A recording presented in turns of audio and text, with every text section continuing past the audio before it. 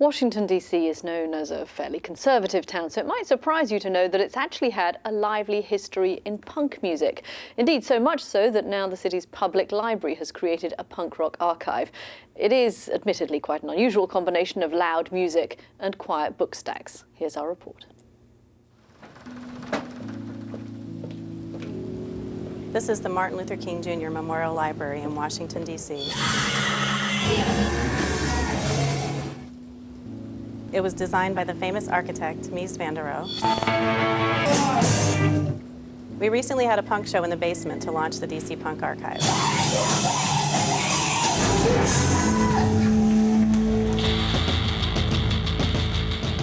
So the idea for starting a DC Punk Archive here at DCPL has been floating around for years, but the project really got legs when we met James Schneider, who's working on Punk the Capitol.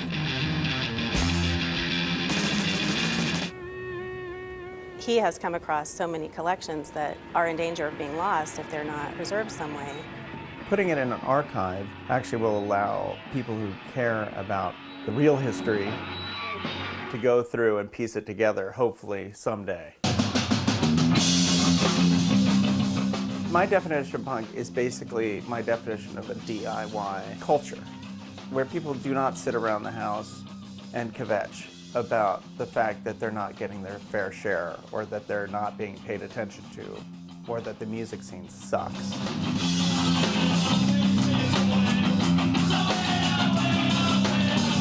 You don't have to be in a band, you don't have to do anything in particular except for to get off your ass. DC Punk is always about maintaining a sort of agency in your music, questioning authority, making decisions for yourself, staying true to your art, and about rejecting like a corporate status quo. What you see in the legacy of DC Punk is a lot of people who were friends making music to connect with and communicate with each other, and that's why that music still really resonates with people today and influences people today.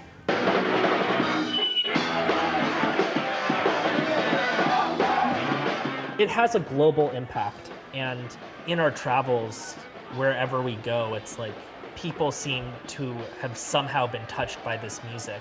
We'd play like a small town in Washington State, and they'd tell us about the first time Nation of Ulysses came to town, and it completely changed their lives. Or seeing friends in England with like Fugazi posters on their bedroom walls when Fugazi hasn't been a band for 10 years. DC Punk was more than Fugazi. DC Punk was a million bands happening all at the same time. The DC Punk scene is a community of people, and those nuances will be found in the ephemera at the DC Library. And I'm willing to bet that that is not a side of Washington, D.C. that you have seen very often. Remember, of course, that you can find out more on that story, as long as the rest of the day's news, all the events in France and in Jerusalem, on our website. And if you'd like to see what we're working on at any time, check out our Facebook page. I'm Katty Kay. Thanks for watching. Stay with us. We'll have more here on World News America.